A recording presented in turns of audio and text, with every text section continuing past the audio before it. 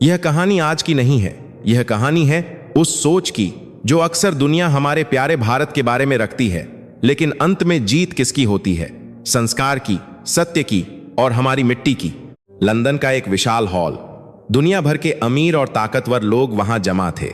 झूमर की रोशनी से पूरा हॉल चमक रहा था, लेकिन वहां बैठे लोगों के दिलों में अंधेरा था। मंच पर एक नौजवान खचा था, नाम था प्रिंस फैसल, अरब का एक बहुत अमीर शहजादा। उसके शरीर पर महंगे कपाए थे, हाथ में सोने की घड़ी थी और जुबान पर अहंकार था। फैसले माइक थामा और हंसते हुए कहा, आज हम भविष्य की बात कर रहे हैं। हम उन देशों की बात कर रहे हैं जो दुनिया को आगे ले जाएंगे। मेरे देश के पास तेल है, अमेरिका के पास तकनीक है, चीन के पास कारखाने हैं, लेकिन मुझे समझ नहीं आता कि इस लिस्ट में कुछ लोग भारत का नाम क्यों लेते हैं। हॉल में सन्नाटा छा गया। कुछ लोग दबी जुबान में हंसे। फैसल ने अपनी बात आगे बढ़ाई। उसकी आवाज में जहर था। भारत, वो देश जहां शशकों पर गायें घूमती हैं, जहां आज भी लोग हाथ जोकर नमस्ते करते हैं जब दुनिया हाथ मिलाकर डील पक्की करती है, जहां गरीबी है, जहां शोर है। क्या हम उस देश से कुछ सीख सकते हैं, सिवाय इसके कि गरीबी में कैसे जिया जाए? फैसल जोर से हंसा। मेरे गैरेज में जितनी गाड़ियां हैं, शायद उतना बजट वहां के एक स्कूल का भी नहीं होगा। वो देश हमें क्या सिखाएगा? भविष्य गगनचुंबी इमारतों का है, पुराने मंदिरों का नहीं। हॉल में तालियां बजीं, लेकिन उन तालियों के बीच एक कोने में बैठा बुजुर्ग शख्स धीरे से अपनी कुर्सी से खचा हुआ। उसके कपाए बहुत साधारण थे, एक सफेद कुर्ता, ऊपर एक साधारण सी जैकेट, चेहरे पर सफेद दाढ़ी और आंखों में एक ऐसी चमक जो हिमालय की बर्फ जैसी शांत लेकिन सूरज जैसी तेज थी। वह थे भारत के शिक्षा प्रतिनिधि डॉ राघवन। डॉ राघवन धीरे धीरे मंच की ओर बढ़े। उनकी चाल में कोई जल्दबाजी नहीं थी, कोई गुस्सा नहीं था। प्रिंस फैसल ने उन्हें आते देखा तो मुस्कुराया। अरे, लगता है मेरी बात किसी को चुभ गई। कहिए, क्या कहना चाहते हैं आप? डॉ राघवन माइक के पास आए। उन्होंने पूरे हॉल पर एक नजर डाली और फिर प्रिंस फैसल की आंखों में देखा। हॉल एकदम शांत हो गया। डॉ राघवन ने बहुत धीमी लेकिन भारी आवाज में बोलना शुरू किया। राजकुमार, आपने सही कहा। आपके पास तेल है, आपके पास सोना है, आपके पास गगनचुंबी इमारतें हैं, लेकिन इमारतें कितनी भी ऊंची क्यों ना हो जाएं, उनकी नींव जमीन में ही होती है। और जिस दिन जमीन हिलती है, सबसे पहले ऊंची इमारतें ही गिरती हैं। फैसल का चेहरा लाल हो गया। डॉ राघवन ने आगे कहा, आप भारत को गरीब कहते हैं क्योंकि आपने भारत को अपनी आंखों से देखा है, अपने दिल से नहीं। आप कहते हैं हमारे पास देने के लिए क्या है?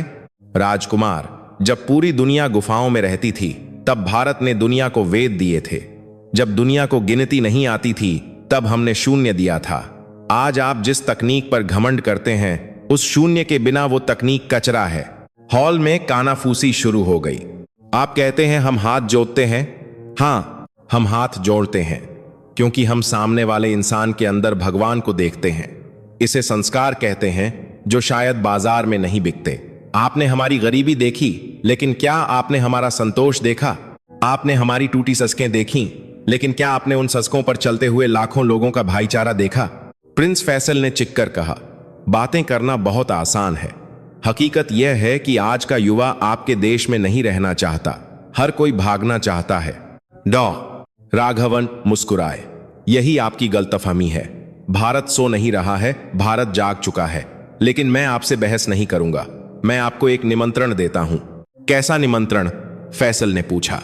7 दिन, सिर्फ 7 दिन आप मेरे देश, मेरे भारत में बिताइए, लेकिन एक शर्त है, आप राजकुमार बनकर नहीं, एक विद्यार्थी बनकर आएंगे। कोई 5 स्टार होटल नहीं, कोई महंगी गांजियां नहीं। आप वो देखेंगे जो मैं आपको दिखाऊंगा। अगर 7 दिन बाद भी आपको लगे कि भारत पिछा है, तो मैं इसी मंच पर आकर पूरी दुनिया के सामने आपसे माफी मांगूंगा और कहूंगा कि मेरा देश हार गया। फैसल ने घमंड में सिर उठाया। ठीक है, मुझे मंजूर है। वैसे भी मुझे तमाशा देखने का शौक है। मैं देखूंगा कि आपके धूल भरे गांवों में मुझे क्या भविष्य दिखता है। 7 दिन, उसके बाद आपकी हार पक्की है। मंजीरा उन्हें बात करते हैं, वंजीरा उनके लिए दाते हैं कि हार के साथ। डॉ राघवन ने हाथ जोड़े। स्वागत है आपका भारत में। अतिथि देवो भव। दृश्य 2, दिल्ली की तपती धूप और पहला झटका। 3 दिन बाद प्रिंस फैसल का निजी विमान दिल्ली के हवाई अड्डे पर नहीं बल्कि एक सामान्य यात्री विमान दिल्ली की जमीन पर उतरा। शर्त के मुताबिक उसके साथ कोई सुरक्षा गार्ड नहीं था, कोई सहायक नहीं था। उसके साथ था तो बस उसका एक दोस्त करीम, जो इस शर्त का गवाह बनने आया था। हवाई अड्डे से बाहर निकलते ही फैसल के चेहरे पर पसीना आ गया, दिल्ली की गर्मी और भी। करीम, यह क्या पागलपन है? देखो इस भी को, लोग चींटियों की तरह रेंग रहे हैं। मुझे अभी वापस जाना चाहिए, फैसल ने नाक सिकोड़ते हुए कहा। तभी एक पुरानी सी टैक्सी उनके पास आकर रुकी। खिड़की से एक बूढ़ा सरदार जी बाहर झांके। उनकी दाढ़ी सफेद थी और सिर पर केसरिया पगी थी। सत श्री अकाल जी, कहां जाना है साहब? ड्राइवर ने पूछा। राघवन ने फैसल को एक पता दिया था, पुरानी दिल्ली का एक पता। फैसल टैक्सी में बैठा, एसी नहीं चल रहा था। उसने खिड़की खोली तो बाहर का शोर और धूल अंदर आ गई। यह है इनका भविष्य? फैसल बड़बड़ाया। यह तो नर्क है। रास्ते में ट्रैफिक जाम था, गाड़ियां रेंग रही थीं। फैसल ने देखा कि एक जगह ट्रैफिक सिग्नल खराब था, लेकिन वहां कोई पुलिस वाला नहीं था। फिर भी एक आम आदमी, शायद कोई दुकानदार, सड़क के बीच में खचा होकर ट्रैफिक को इशारा कर रहा था और लोग उसकी बात मान रहे थे। फैसल हैरान हुआ। करीम, देखो उस आदमी को, उसे इसके पैसे मिल रहे हैं क्या? वह अपना काम छोड़कर धूप में क्यों खसा है? करीम ने कंधा उचकाया। पता नहीं फैसल, शायद पागल है। तभी टैक्सी ड्राइवर ने शीशे से पीछे देखा और बोला, साहब वो पागल नहीं है, वो सेवा कर रहा है। हमारे यहां जब व्यवस्था रुक जाती है तो आम आदमी व्यवस्था बन जाता है। इसे ही हम जिम्मेदारी कहते हैं। सरकार का इंतजार नहीं करते हम। फैसल चुप हो गया। एक आम आदमी, बिना वर्दी, बिना वेतन, सिर्फ इसलिए धूप में खचा है ताकि दूसरों को देर न हो। यह कैसी सोच है? टैक्सी एक तंग गली में रुकी। यह चांदनी चौक था। फैसल उतरा। चारों तरफ दुकानें, खाने की खुशबू, रिक्शों की घंटियां और लोगों का शोर। राघवन वहां पहले से मौजूद थे। वे एक छोटी सी मिठाई की दुकान के बाहर खड़े थे। आइए राजकुमार, आपका स्वागत है, राघवन ने कहा। आप मुझे यहां क्यों लाए हैं? यह जगह बहुत गंदी है, फैसल ने कहा। गंदगी मत देखिए राजकुमार, जीवन देखिए। चलिए, आपको भूख लगी होगी। राघवन उन्हें दुकान के अंदर ले गए। वह दुकान बहुत पुरानी थी। वहां एक आदमी कचौई बना रहा था। फैसल ने झिझकते हुए बैठने से मना कर दिया। तभी एक घटना घटी जिसने फैसल को पहला झटका दिया। दुकान के बाहर एक भिखारी आया। वह बहुत बूढ़ा था और कांप रहा था। दुकान का मालिक, जो गल्ले पर बैठा पैसे गिन रहा था, उसने उस भिखारी को देखा। फैसल को लगा कि अब मालिक उसे भगा देगा, लेकिन मालिक अपनी गद्दी से उठा। उसने एक दोना लिया, उसमें 2 गरम कचौइयां और जलेबी रखी और बहुत सम्मान से उस भिखारी के पास गया। उसने भिखारी के हाथ में खाना दिया और साथ में पानी का गिलास भी। और सबसे बड़ी बात, मालिक ने झुककर उस भिखारी के पैर छुए। फैसल की आंखें फटी रह गईं। यह क्या नाटक है? फैसल ने राघवन से पूछा। दुकानदार ने भिखारी के पैर क्यों छुए? राघवन मुस्कुराए। राजकुमार, भारत में हम मानते हैं दरिद्र नारायण, यानी गरीब में भी भगवान बसता है। वह दुकानदार जानता है कि उसकी कमाई तभी पवित्र होगी जब वह किसी भूखे का पेट भरेगा। यह पश्चिम का देश नहीं है जहां चैरिटी सिर्फ टैक्स बचाने के लिए की जाती है। यहां मंत्री में 2000 पूरा जान करें जो भगवान है 2000। दान धर्म है, दिखावा नहीं। फैसल ने देखा कि भिखारी खाना खाकर दुआएं दे रहा था और दुकानदार के चेहरे पर जो सुकून था वो फैसल ने अपनी करोड़ों की दौलत खर्च करके भी कभी महसूस नहीं किया था।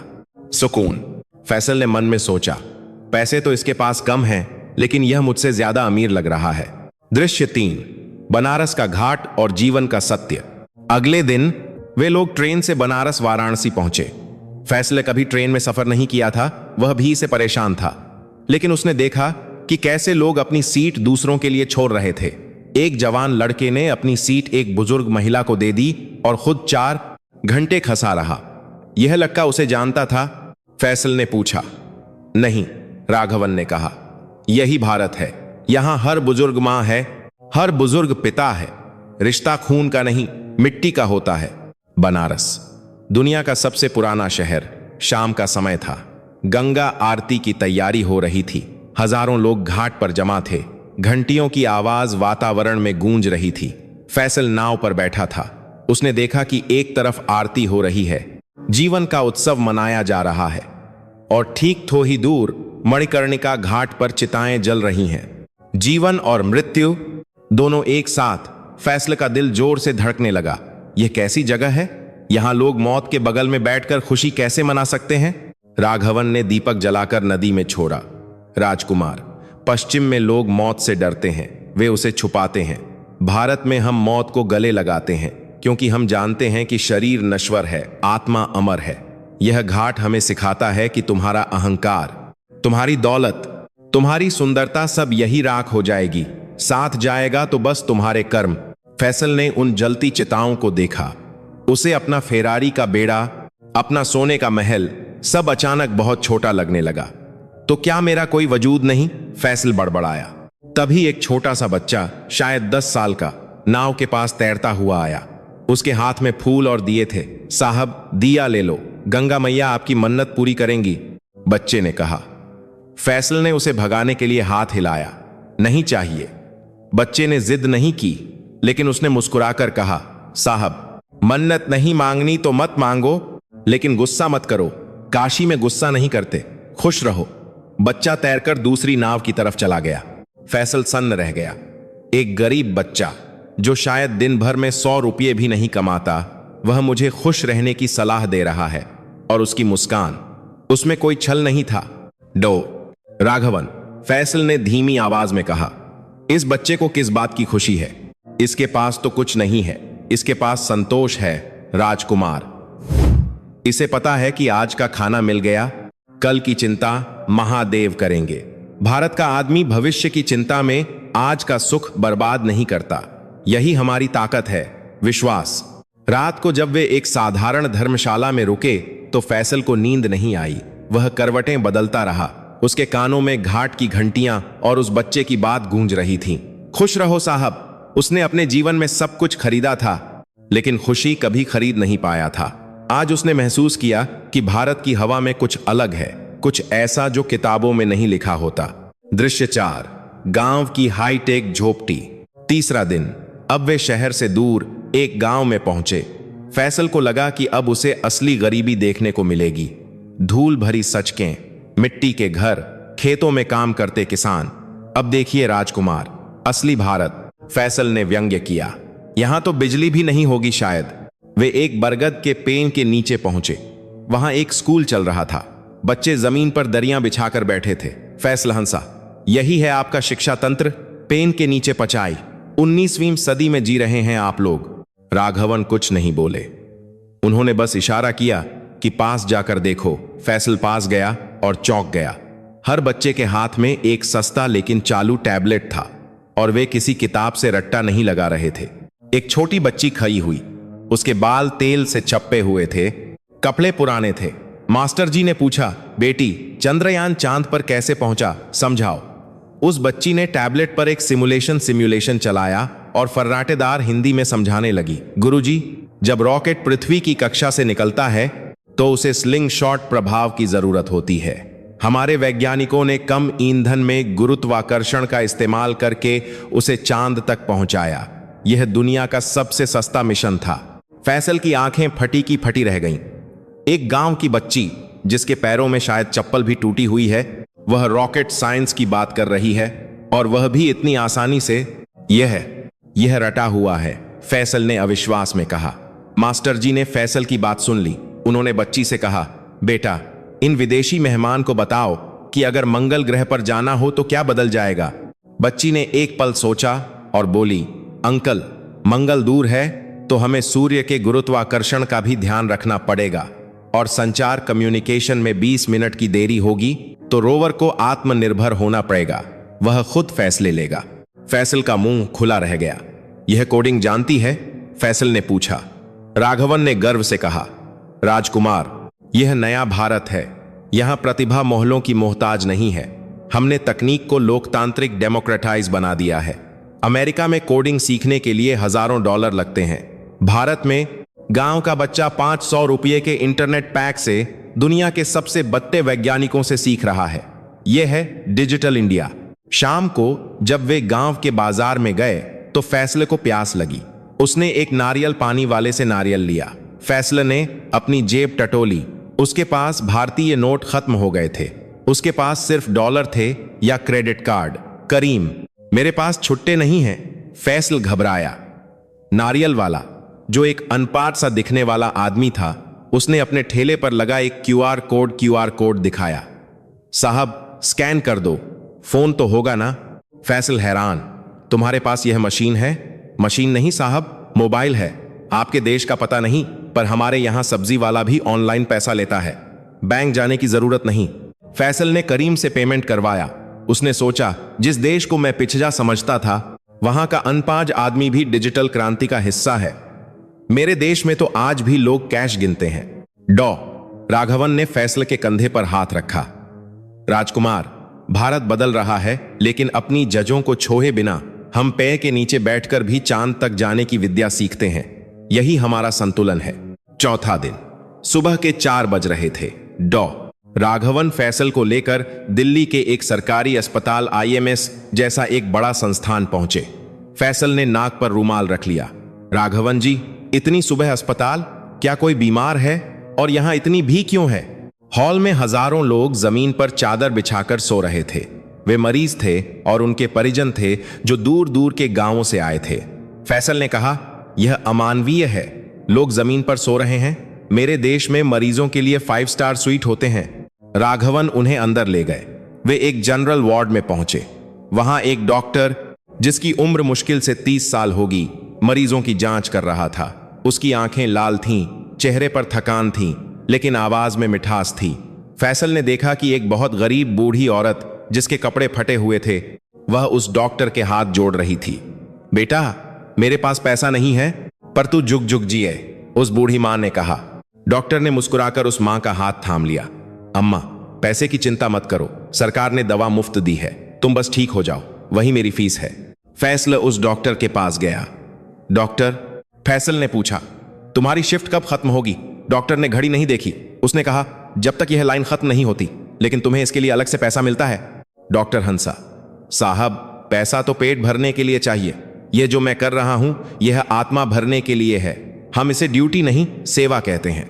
जब मैं किसी मरीज को ठीक करता हूं, तो मुझे लगता है मैंने ईश्वर की पूजा कर ली। फैसल सन्न रह गया।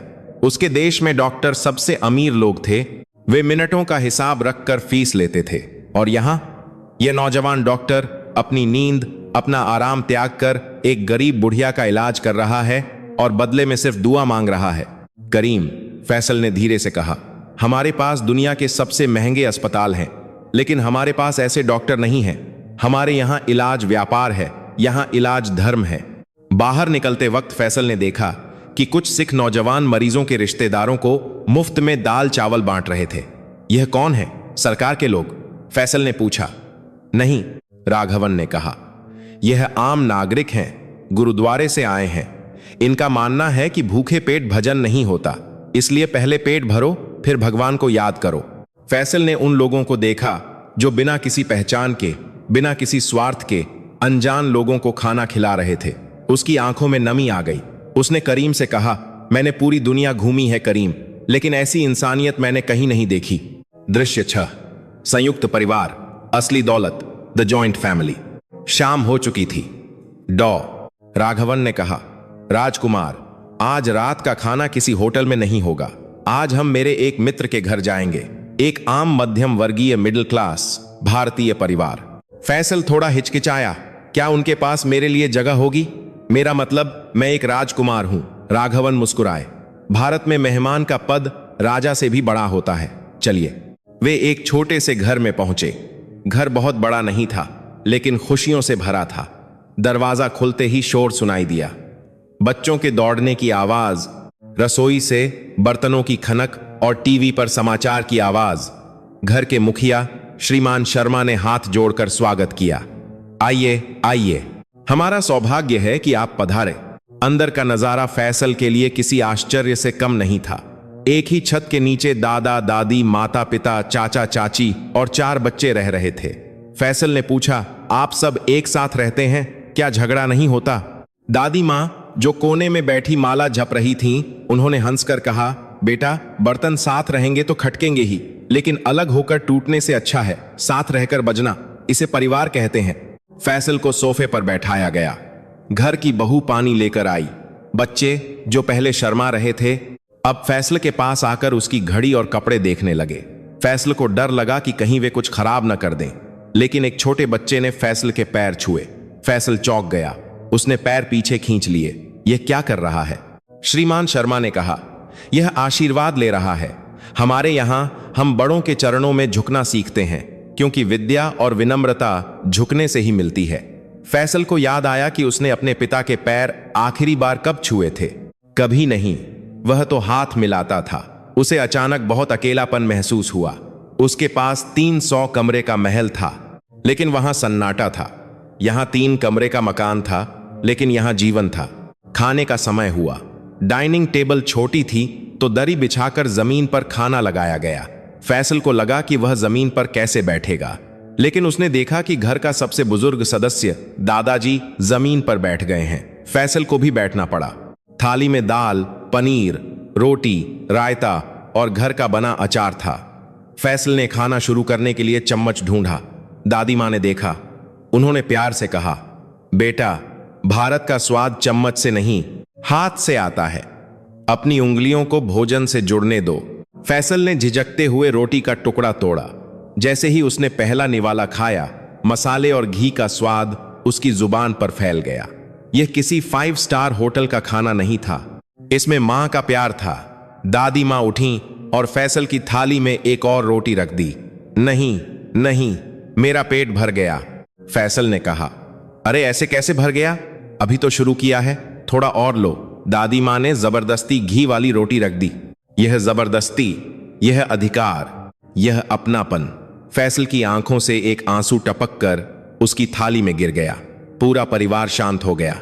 श्रीमान शर्मा घबरा गए। क्या हुआ साहब, खाना पसंद नहीं आया? मिर्च ज्यादा है? फैसल ने सिर हिलाया। उसने भरे गले से कहा, नहीं, खाना बहुत अच्छा है। बस मुझे अपनी मां याद आ गई। मेरे महल में रसोई ये खाना बनाते हैं और वेटर परोसते हैं। वे मुझसे पूछते हैं, सर क्या चाहिए? लेकिन किसी ने मुझे आज तक यह नहीं कहा कि बेटा थोड़ा और लो। फैसल ने करीम की तरफ देखा। करीम, हम गरीब हैं, हम बहुत गरीब हैं। हमारे पास दीवारें हैं, इनके पास घर है। हमारे पास वारिस हेयर्स हैं, इनके पास परिवार है। उस रात फैसल ने जाना कि भारत की असली ताकत उसकी जीडीपी नहीं, उसका डीएनए है। वह डीएनए जो कहता है कि हम सब एक हैं। दृश्य 7, गुरुद्वारा और अहंकार का अंत, लंगार सेवा। 5वां दिन। सुबह सुबह राघवन फैसल को एक गुरुद्वारे ले गए। सिर ढक लीजिए राजकुमार, राघवन ने कहा। फैसल ने रूमाल से सिर ढका। अंदर कीर्तन चल रहा था। संगीत इतना मधुर था कि फैसल का तनाव पिघलने लगा, लेकिन असली परीक्षा अभी बाकी थी। राघवन उसे लंगर हॉल में ले गए। वहां हजारों लोग पंगत लाइन में बैठे थे। एक तरफ एक बहुत अमीर व्यापारी बैठा था, जिसने सूट पहना था, और ठीक उसके बगल में एक रिक्शा चलाने वाला बैठा था। दोनों एक ही जमीन पर एक ही जैसा खाना खा रहे थे। राघवन ने कहा, राजकुमार, यहां कोई वीआईपी नहीं है। गुरु के घर में सब बराबर हैं। क्या आप यहां बैठ सकते हैं? फैसल का राजसी अहंकार एक पल के लिए जागा, जमीन पर इन आम लोगों के बीच। लेकिन फिर उसने कल रात के परिवार को याद किया। उसने अपना अहंकार निगला और चुपचाप लाइन में बैठ गया। एक स्वयंसेवक वॉलंटियर आया और उसकी थाली में दाल परोसी। फैसल ने खाना खाया। साधारण दाल रोटी, लेकिन स्वाद अमृत जैसा। खाना खाने के बाद फैसल उठने लगा। राघवन ने कहा, खाना खा लिया, अब शुक्रिया अदा करना है तो सेवा करनी होगी। सेवा मतलब पैसे देने हैं? फैसल ने जेब टटोली। नहीं राजकुमार, यहां पैसा नहीं, पसीना चलता है। चलिए झूठे बर्तन धोते हैं। फैसल को लगा उसने गलत सुना। मैं अरब का राजकुमार, मैं झूठे बर्तन धोऊंगा, यहां सब धोते हैं। राघवन ने इशारा किया। फैसल ने देखा कि वही सूट वाला अमीर व्यापारी जिसने अभी खाना खाया था, अब अपनी आस्तीन ऊपर चढ़ाकर दूसरों के झूठे बर्तन मांज रहा था। फैसल कांपते कदमों से बर्तन धोने वाली जगह गया। वहां पानी और बर्तनों की खड़खड़ाहट थी। एक बुजुर्ग सरदार जी ने उसके हाथ में साबुन और जूना थमा दिया। शुरू हो जा पुत्र, मन साफ करना है तो बर्तन साफ कर। फैसल ने पहला बर्तन उठाया। उसे घिन आई, लेकिन फिर उसने देखा कि उसके बगल में एक छोटा बच्चा पूरी ताकत लगाकर कड़ाही रगड़ रहा है और मुस्कुरा रहा है। फैसल ने आंखें बंद की। उसने बर्तन रगड़ना शुरू किया। 1 बर्तन, 2 बर्तन, 10 बर्तन। ठंडा पानी उसके हाथों पर लग रहा था, लेकिन उसके अंदर की आग बुझ रही थी। उसका अहंकार मैल की तरह धुल रहा था। आधे घंटे बाद जब फैसल बाहर निकला तो उसके कपड़े गीले थे, हाथ में साबुन की महक थी, लेकिन उसका चेहरा चमक रहा था। उसने राघवन से कहा, डॉक्टर, मुझे बहुत हल्का महसूस हो रहा है। ऐसा लग रहा है जैसे मेरे कंधों से कोई बहुत बड़ा बोझ उतर गया। मैंने पूरी जिंदगी लोगों से काम करवाया है, आज पहली बार किसी के लिए काम किया है। यह नशा तो सत्ता के नशे से भी बड़ा है। राघवन ने मुस्कुराकर कहा, इसे सेवा सुख कहते हैं राजकुमार। भारत ने दुनिया को यही सिखाया है, नर सेवा, नारायण सेवा। इंसान की सेवा ही ईश्वर की सेवा है। दृश्य 8, योग और भीतर की शांति, द पावर ऑफ योगा। छठा दिन वे जस्सिकेश पहुंचे, गंगा के किनारे। फैसल ने देखा कि हजारों विदेशी लोग, अमेरिकी, रूसी, जापानी, आंखें बंद करके बैठे हैं। ये लोग क्या कर रहे हैं? फैसल ने पूछा। ये शांति ढूंढ रहे हैं, राघवन ने कहा। ये उन देशों से हैं जिनके पास सब कुछ है, फिर भी कुछ नहीं है। ये भारत आए हैं खुद को जानने के लिए। यह योग है। फैसल को एक योगी के पास ले जाया गया। योगी ने फैसल को देखा। तुम बहुत भाग रहे हो बेटा, थोड़ा रुक जाओ। फैसल ने कहा, मेरे पास वक्त नहीं है बाबा, मेरे पास बहुत बड़ा साम्राज्य है संभालने के लिए। योगी हंसे, सांस लेने का वक्त नहीं है तो साम्राज्य का क्या करोगे? जब आखिरी सांस निकलेगी तो साम्राज्य यहीं रह जाएगा। अपनी सांसों को पहचानो। फैसल ने पहली बार ध्यान मेडिटेशन लगाने की कोशिश की। शुरू में उसका मन भटकता रहा। उसे अपने बिजनेस, अपनी कारें, अपनी मीटिंग्स याद आती रहीं, लेकिन गंगा की लहरों की आवाज और मंत्रों के उच्चारण ने उसे शांत कर दिया। ओम, इस एक शब्द की गूंज ने उसके दिमाग के सारे शोर को खामोश कर दिया। 1 घंटे बाद जब फैसल ने आंखें खोलीं तो उसने देखा कि सूरज ढल रहा है और पहाड़ सोने की तरह चमक रहे हैं। उसने करीम से कहा, करीम, हम बॉडी बनाते हैं जिम में, ये लोग आत्मा बनाते हैं। हम बाहर की दुनिया जीतना चाहते हैं। भारत ने अपने अंदर की दुनिया जीत ली है। असली विजेता कौन है? 7वां दिन डॉ राघवन फैसल को लेकर दक्षिण भारत के एक शहर पहुंचे। यह श्रीहरिकोटा के पास का इलाका था। राघवन ने कहा, राजकुमार, आपने कहा था कि भारत सपेरों का देश है। आज मैं आपको भारत के सपेरे दिखाऊंगा, जो सांप नहीं, भारत की दुनिया कोक आज कुमार करी को लेकर इंगिलपारा उपग्रह सैटेलाइट्स नचाते हैं। वे भारतीय अंतरिक्ष अनुसंधान संगठन इसरो के कंट्रोल रूम की बालकनी में खड़े थे। नीचे सैकड़ों वैज्ञानिक काम कर रहे थे। फैसल की नजरें किसी को ढूंढ रही थीं। करीम, यहां वैज्ञानिक कहां हैं? फैसल ने पूछा। मुझे तो बस साधारण लोग दिख रहे हैं, न कोई महंगा सूट, न कोई टाई, और देखो वहां वो महिलाएं, वो तो ऐसे लग रही हैं जैसे किसी शादी में आई हों। फैसल ने जिन महिलाओं की ओर इशारा किया वे इसरो की वरिष्ठ वैज्ञानिक थीं। उन्होंने बालों में गजरा लगाया हुआ था, माथे पर बिंदी थी और कांजीवरम साही पहनी थी। वे आपस में हंसी मजाक कर रही थीं और साथ ही जटिल कंप्यूटर स्क्रीन पर ग्राफ देख रही थीं। राघवन हंसे। राजकुमार, पश्चिम में विज्ञान को लैब कोट की जरूरत होती है। भारत में विज्ञान दिमाग में होता है, कपों में नहीं।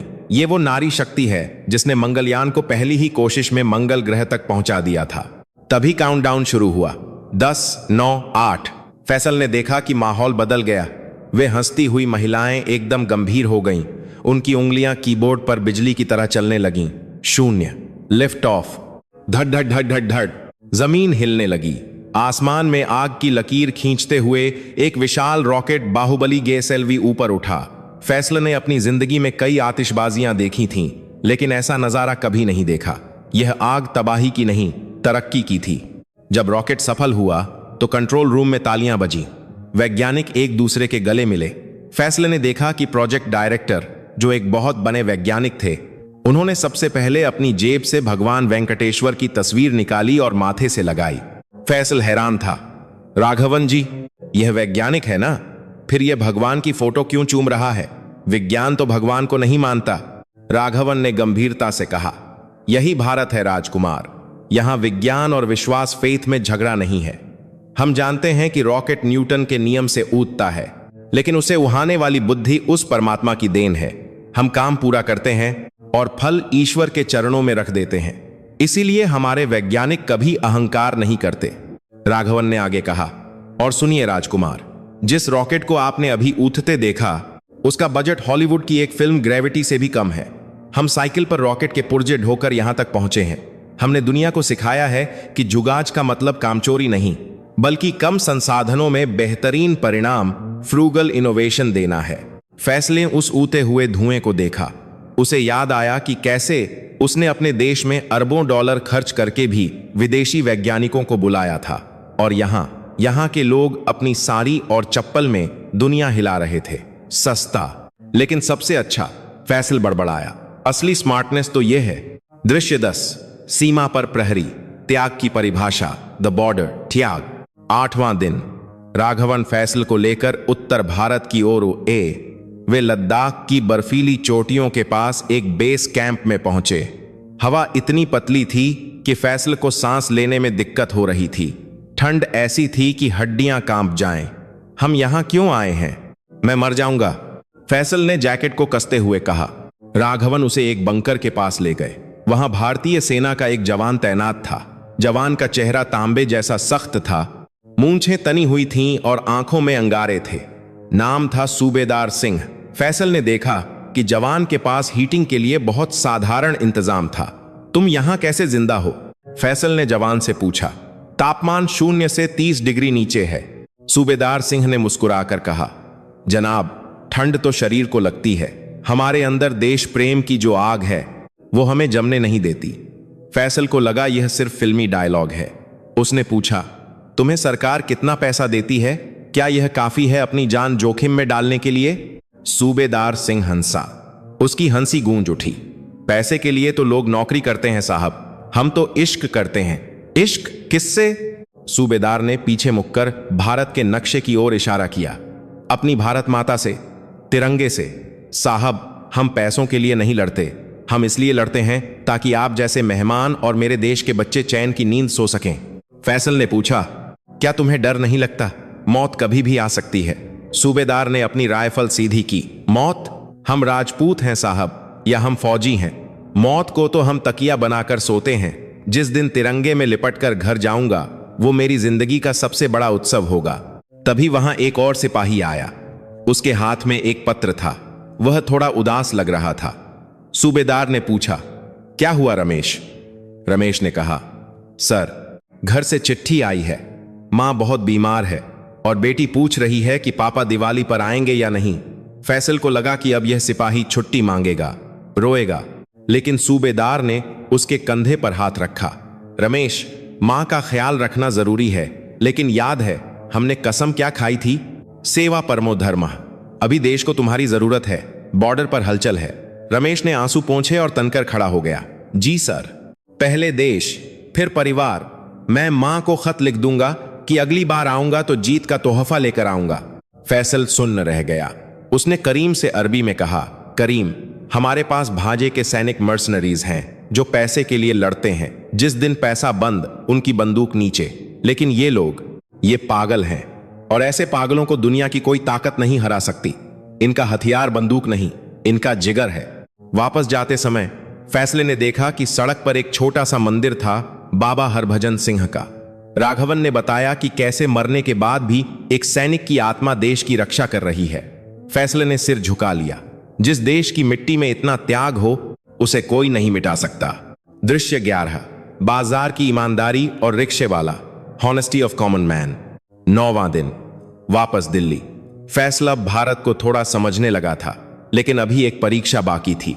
फैसल ने राघवन से कहा, डॉक्टर, आपने मुझे अच्छे लोग दिखाए, लेकिन भारत तो ठगों के लिए मशहूर है। चलिए आज बिना सुरक्षा के बाजार चलते हैं। वे चांदनी चौक की भीड़ में फिर गए। जानबूझकर फैसला ने अपना बटुआ वॉलेट पीछे की जेब में ढीला रखा, जिसमें काफी पैसे थे। भीड़ धक्का मुक्की कर रही थी। अचानक फैसल को झटका लगा और उसका बटुआ गिर गया। फैसल मुस्कुराया, गया बटुआ।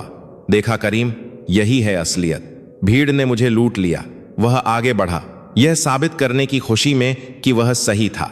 तभी पीछे से आवाज आई, ओ भाई साहब, ओ बाबूजी। एक आदमी पसीने से लथपथ भीड़ को चीरता हुआ दौड़ रहा था। वह एक रिक्शा चलाने वाला था। उसके कपड़े मैले थे, पैरों में हवाई चप्पल थी।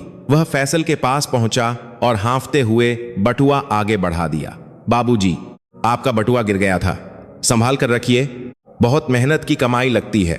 फैसल ने बटुआ लिया। उसने खोल कर देखा, सारे पैसे वहीं थे, क्रेडिट कार्ड भी। फैसल ने हैरानी से रिक्शे वाले को देखा। तुम्हें पता है इसमें कितना पैसा है? तुम इससे अपना नया रिक्शा खरीद सकते थे। तुमने इसे लौटाया क्यों? रिक्शे वाले ने गमछे से पसीना पोंछा। साहब, गरीब हूं, चोर नहीं। हराम का पैसा खाऊंगा तो बच्चों को क्या संस्कार दूंगा? और फिर ऊपर वाला सब देख रहा है। मुझे रात को चैन की नींद चाहिए साहब, नरम गद्दा नहीं। रिक्शे वाला जाने लगा। फैसल ने उसे रोका। उसने बटुए से सारे नोट निकाले, करीब 20 शून्य रुपये, और रिक्शे वाले को देने लगा। ये तुम्हारा इनाम है, रख लो। रिक्शे वाले ने हाथ जोड़ लिए। नहीं साहब, ईमानदारी का इनाम नहीं होता, वो तो फर्ज है। अगर आप खुश हैं तो किसी गरीब को खाना खिला देना। वह रिक्शे वाला भीड़ में खो गया। फैसल हाथ में नोट लिए बुत बना खड़ा रहा। करीम, फैसल की आवाज कांप रही थी। उसने पैसे नहीं लिए, उसने मुझे एक राजकुमार को दान देना सिखा दिया। राघवन ने पीछे से कहा, राजकुमार, भारत सोने की चिड़िया कहलाता था। सोने की वजह से नहीं, बल्कि ऐसे सोने जैसे दिल वाले लोगों की वजह से। यहां गरीबी जेब में है, चरित्र में नहीं। दृश्य 12, कुंभ मेला, दुनिया का सबसे बड़ा प्रबंधन, मैनेजमेंट इन केओस। 10वां दिन, यात्रा का अंतिम पड़ाव, वे प्रयागराज पहुंचे। कुंभ मेला लगा हुआ था। आसमान से देखो तो ऐसा लगता था जैसे इंसानों का समुद्र उमड़ आया हो। 10 करोड़ लोग। फैसल घबरा गया। यहां तो भगदड़ मच जाएगी। इतने लोग, इनका खाना, इनका सोना, इनका टॉयलेट, यह सब कौन मैनेज कर रहा है? यह तो असंभव है। लेकिन जैसे जैसे वे अंदर गए, फैसल का मुंह खुला रह गया। बिना किसी कॉर्पोरेट MBA MBA डिग्री के, बिना किसी सुपर कंप्यूटर के, मेला चल रहा था। हजारों लंगर चल रहे थे, मुफ्त खाना, लाखों टेंट लगे थे। पुलिस वाले, साधु, स्वयंसेवक, सब एक लय में काम कर रहे थे। फैसल ने देखा कि एक नागा साधु और एक सूट पहने CEO एक ही घाट पर डुबकी लगा रहे थे। गंगा के पानी में उतरते ही उनकी पहचान मिट गई। न कोई अमीर, न कोई गरीब, सब सिर्फ भक्त। यह ऑर्गेनाइज्ड केओस है। राघवन ने कहा, राजकुमार, दुनिया हमसे मैनेजमेंट सीखने आती है। इतने लोगों को एक साथ शांति से रखना, यह सिर्फ प्रशासन का काम नहीं है, यह धर्म का अनुशासन है। हर आदमी यहां एक दूसरे का ख्याल रख रहा है। एक खोया पाया केंद्र, लॉस्ट एंड फाउंड पर एक अनाउंसमेंट हो रही थी। रामलाल जी, आपकी पत्नी सीता देवी आपका इंतजार कर रही हैं। लोग हंस रहे थे, मदद कर रहे थे। फैसल ने करीम से कहा, करीम, अगर मेरे देश में 10 लाख लोग भी जमा हो जाएं, तो हमें सेना बुलानी पड़ती है। यहां 10 करोड़ लोग हैं और ये एक दूसरे को भाई कह रहे हैं। यह जादू है। शाम को गंगा आरती के समय जब लाखों दिए जले, तो फैसल को लगा जैसे सितारे जमीन पर उतर आए हों। उसने आंखें बंद की और पहली बार दिल से प्रार्थना की। अपने लिए नहीं, इस देश के लिए जिसने उसे इंसान बनना सिखाया। दृश्य 13, परिवर्तन, द ट्रांसफॉर्मेशन। अगली सुबह दिल्ली वापसी। होटल के कमरे में फैसल आईने के सामने खड़ा था। बेड पर उसका महंगा इटालियन सूट रखा था और बगल में एक खादी का कुर्ता पायजामा रखा था जो उसने कल बाजार से खरीदा था। फैसल ने सूट उठाया, फिर रख दिया। उसने खादी का कुर्ता उठाया। करीम, फैसल ने आवाज दी। करीम आया। जी फैसल, मेरी टिकट बुक कराओ, वापसी की। ठीक है, क्या रिपोर्ट लिखनी है? कि हम जीत गए? करीम ने पूछा। फैसल ने आईने में खुद को देखा, कुर्ते में। उसने माथे पर एक छोटा सा तिलक लगाया जो मंदिर से मिला था। नहीं करीम, रिपोर्ट यह होगी कि राजकुमार फैसल मर गया। आज जो वापस जा रहा है वह एक विद्यार्थी है। और हां, हम हार गए, लेकिन इस हार में जो जीत मिली है वो मुझे पूरी दुनिया की दौलत से ज्यादा प्यारी है। फैसल ने राघवन को फोन किया। डॉक्टर, मैं तैयार हूं उस हॉल में चलने के लिए। मुझे दुनिया को कुछ सच बताना है। 11वां दिन, लंदन। वही विशाल हॉल जहां से यह कहानी शुरू हुई थी। वही झूमर, वही कालीन और वही अहंकारी चेहरे। दुनिया भर के नेता और अरबपति प्रिंस फैसल का इंतजार कर रहे थे। सबके मन में एक ही सवाल था, क्या फैसल ने भारत की गंदगी देखी? क्या उसने वहां की गरीबी देखी? अब वह आकर भारत का मजाक उड़ाएगा। मंच पर डॉ राघवन बैठे थे। उनका चेहरा शांत था, जैसे कोई योगी ध्यान में हो। उद्घोषक अनाउंसर ने आवाज दी, देवियों और सज्जनों, अब मंच पर आ रहे हैं प्रिंस फैसल, जो अपना भारत अनुभव साझा करेंगे। फैसल मंच पर आया, लेकिन उसकी चाल बदल गई थी। वह पहले की तरह अकड़ कर नहीं चल रहा था। उसकी चाल में ठहराव था। उसने महंगा सूट नहीं पहना था, बल्कि एक साधारण बंद गले का कोट पहना था, जो भारतीय संस्कृति जैसा लग रहा था। उसके हाथ में एक भाषण, स्पीच का कागज था, जो उसके सचिव ने तैयार किया था। फैसल माइक के सामने खड़ा हुआ। पूरा हॉल शांत हो गया। फैसल ने उस कागज को देखा, जिसमें लिखा था, भारत एक विकासशील देश है, वहां बहुत समस्याएं हैं। फैसल ने एक गहरी सांस ली।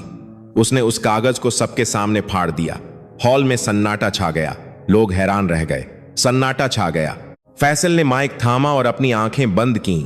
उसे गंगा की लहरें, वो रिक्शे वाला, वो सिपाही और वो परिवार याद आया। जब उसने आंखें खोलीं तो उनमें आग नहीं, आंसू थे। दृश्य 15, ऐतिहासिक भाषण। मैं हार गया, भारत जीत गया। फैसल ने बोलना शुरू किया। उसकी आवाज गूंज उठी। 7 दिन पहले मैंने इसी मंच से कहा था कि भारत एक गरीब देश है। मैंने कहा था कि हम उन्हें भविष्य सिखाएंगे। आज मैं प्रिंस फैसल अपनी हार स्वीकार करता हूं। भीड़ में खलबली मच गई। हां, मैं हार गया, क्योंकि मैं वहां अमीरी ढूंढने गया था, लेकिन मुझे वहां वह दौलत मिली जो हमारी तिजोरियों में नहीं है। आप पूछते हैं भारत के पास क्या है? सुनिए, हम मकान बनाते हैं, वे घर बनाते हैं। हम इलाज करते हैं, वे सेवा करते हैं। हम दुनिया को एक बाजार मार्केट समझते हैं, वे दुनिया को एक परिवार वसुधैव कुटुंबकम मानते हैं। फैसल की आवाज भारी हो गई। मैंने वहां एक रिक्शे वाले को देखा। उसके तन पर कपड़ा नहीं था, लेकिन उसका चरित्र सोने से भी ज्यादा चमकदार था। उसने मेरा गिरा हुआ बटुआ लौटा दिया। क्यों? डर से नहीं, संस्कार से। हमारे देशों में सीसीटीवी कैमरा लगाकर भी चोरी नहीं रुकती, और वहां धर्म का एक धागा इंसान को ईमानदार रखता है। डॉ राघवन की आंखों में चमक आ गई। फैसल ने आगे कहा, हम अपनी तकनीक पर घमंड करते हैं। मैंने वहां गांव की एक बच्ची को देखा, जो पेड़ों के नीचे बैठकर अंतरिक्ष की बातें कर रही थीं। उनके वैज्ञानिकों को देखा, जो रॉकेट उड़ाने से पहले भगवान के आगे सिर झुकाते हैं। उन्होंने मुझे सिखाया कि विज्ञान साइंस अगर दिमाग है, तो धर्म उसका दिल है, और बिना दिल का दिमाग सिर्फ विनाश करता है, जैसा हम कर रहे हैं। हॉल में बैठे पश्चिमी देशों के लोग सिर झुकाने लगे। हम बूढ़े माँ बाप को वृद्धाश्रम, ओल्ड एज होम भेजते हैं, ताकि हम आजाद रह सकें। भारत में मैंने देखा कि 3 पीढ़ियां एक साथ एक छत के नीचे रहती हैं। वहां बुजुर्ग बोझ नहीं, नींव होते हैं। जिस समाज ने अपनी जड़ों को पानी देना छोड़ दिया हो, वो पेड़ कैसे बचेगा? हम सूख रहे हैं और भारत हरा भरा है। फैसला ने डॉ राघवन की ओर देखा और हाथ जोड़ लिए। डॉक्टर साहब, आपने सही कहा था। इमारतें गिर सकती हैं, लेकिन संस्कार अमर रहते हैं। मैं वहां एक राजकुमार बनकर गया था, लेकिन एक भिखारी बनकर लौटा हूं। मैंने वहां प्रेम की भीख मांगी, इन संस्कार अमरतें गिर मांगी। मैंने वहां शांति की भीख मांगी, और भारत मां ने अपनी गोद में मुझे जगह दी। फैसल की आंखों से आंसू बहने लगे। वो देश गरीब नहीं है, हमारी सोच गरीब है। जिस देश की मिट्टी में त्याग हो, हवा में अहिंसा हो और पानी में पवित्रता हो, वो देश भविष्य का अनुयायी नहीं, भविष्य का गुरु है। भारत विश्व गुरु था, है और रहेगा। भाषण खत्म हुआ। एक पल के लिए हॉल में मौत जैसा सन्नाटा था। किसी को समझ नहीं आ रहा था कि क्या प्रतिक्रिया दें। तभी सबसे पीछे की सीट से एक व्यक्ति खड़ा हुआ और ताली बजाने लगा। फिर दूसरा, फिर तीसरा। देखते ही देखते पूरा हॉल खड़ा हो गया। तालियों की गड़गड़ाहट से छत हिलने लगी।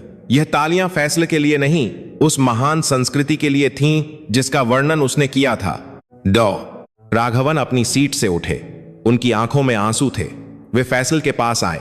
फैसल ने झुककर डॉ राघवन के पैर छुए। कैमरे चमक उठे। 1 अरब राजकुमार, एक भारतीय शिक्षक के पैरों में। राघवन ने उसे उठाया और गले लगा लिया।